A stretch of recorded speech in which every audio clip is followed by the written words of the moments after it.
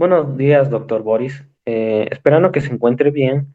En nuestra entrevista sobre contexto multiculturalidad en medicina, pues el día de hoy traemos al doctor Carlos Lozano, que nació aquí en Ecuador, en Loja específicamente, pero después de terminar sus estudios de medicina en la Universidad Central del Ecuador, decidió radicarse en México para continuar con sus estudios de subespecialidad, en este caso medicina interna para la UNAM y actualmente está trabajando en su centro de estudios médicos.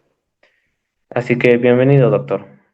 Como primera pregunta, ¿cuál considera usted que es el aporte específico que la medicina le brinda a la sociedad, especialmente en contextos multiculturales como es el mexicano? Evidentemente la medicina aporta a la salud, a buscar el bienestar de una sociedad, pero en contextos como México, por ejemplo, el aporte va mucho más allá. Debe ser un puente entre la ciencia biomédica y los saberes tradicionales. Por ejemplo, en muchas regiones de México, la gente todavía acude primero con curanderos, con hueseros, e incluso algunos pacientes me han comentado que suelen ir eh, suelen ir a hacer algunos rituales indígenas, antes de incluso ir con un médico. Y bueno, esto hay que entender, ¿no? Y al final esto me ayudó mucho a no juzgar, sino a integrar estos dos modelos médicos.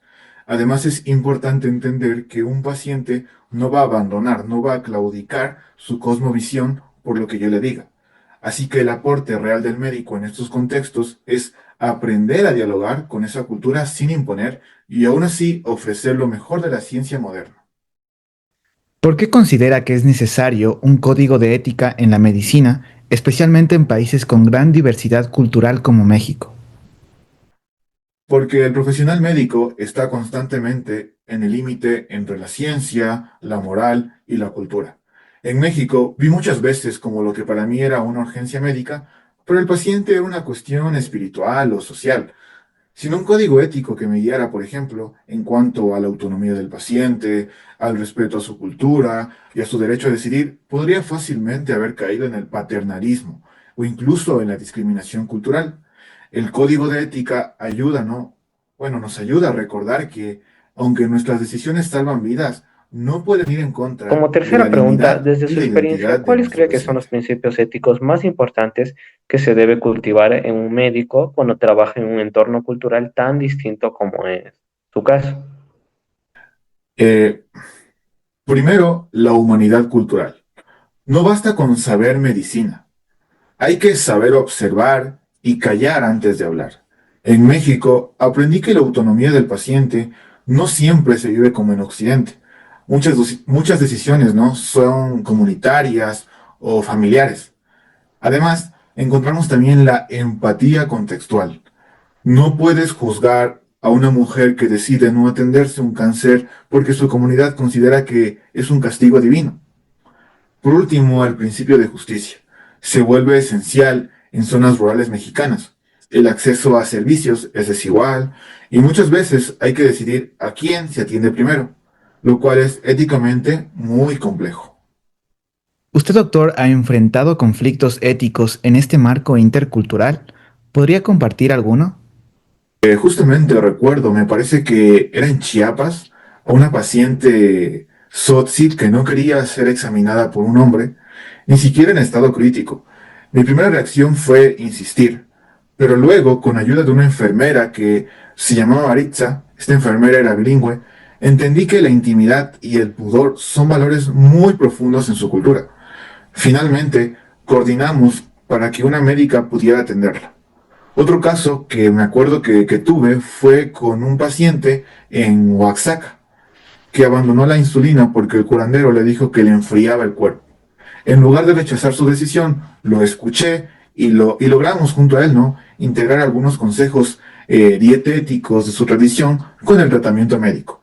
Sí, si bien fue un reto, pero también fue una enseñanza tanto para mí como para el paciente, ¿no? Porque hubo una clara integración, creo yo, de los dos modelos. Como última pregunta, ¿qué aprendizajes concretos le han dejado estas experiencias interculturales en México? Bueno, la verdad, muchos aprendizajes, ¿no? En México, por ejemplo, entiendo, porque sigo trabajando acá, entiendo que el cuerpo no es solo biología, es historia, es creencia, es lenguaje.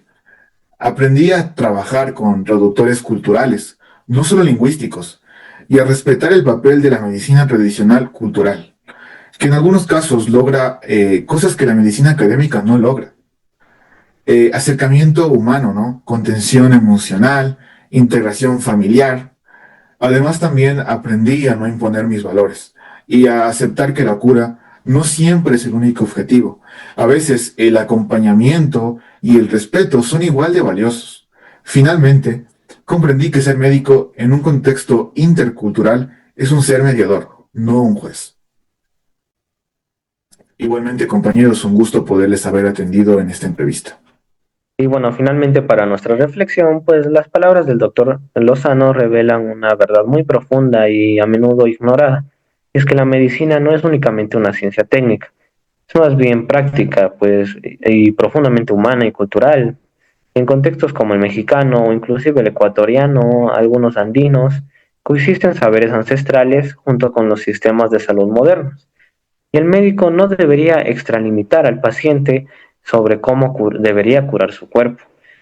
Más bien debería aprender a dialogar con estas cosmovisiones e implementarlas dentro de su forma de ayudar a las personas, en el sentido de que no puede cometer un etnocidio al intentar silenciar formas ancestrales de curación que han venido desde hace muchos años, pues esto no es reciente.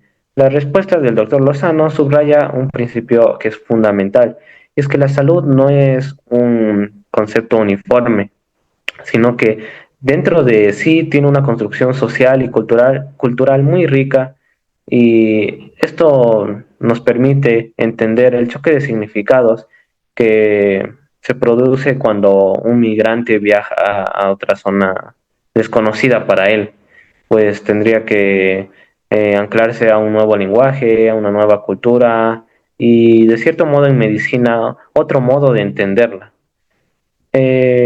Por eso es que un código de ética es muy importante como un manual para direccionar las acciones que un médico debería tomar, pues funciona como una brújula moral para evitar el colonialismo médico, como es lo que vimos en segundo semestre con la doctora Karina, el paternalismo, en el que el médico es el único que decide, el que dice cuándo y cómo hacer las cosas.